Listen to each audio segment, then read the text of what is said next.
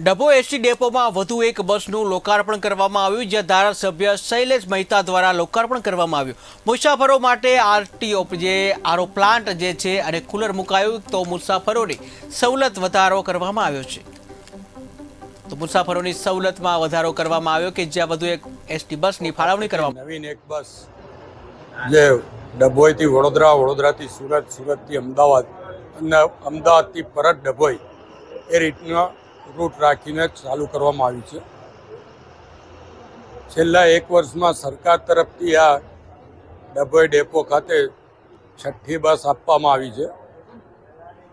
એ અહીંયાના નાગરિકોની તકલીફ હતી બસોની, ખાસ કરીને નોકરિયાત વર્ગ હોય, વિદ્યાર્થીઓ હોય, એ લોકોને ખૂબ જ તકલીફો હતી।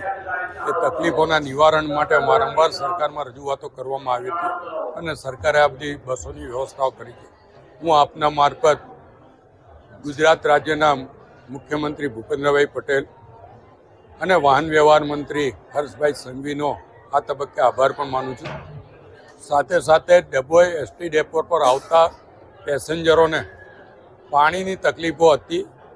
એ પાણીની તકલીફોને ધ્યાનમાં લઈને ડભોઈ નવરાત્રિ મહોત્સવ કમિટી છે એના દ્વારા આજે અહીંયા કુલર પણ અર્પણ કરવામાં આવ્યું છે। ઠંડુ પાણી લોકોને મળી રહે, આરોનું પાણી મળી રહે એવી રીતની મશીન અને અહીંયા પાણીની વ્યવસ્થા કરવામાં આવી છે અને આજે એનું પણ લોકાર્પણ કરવામાં આવ્યું છે।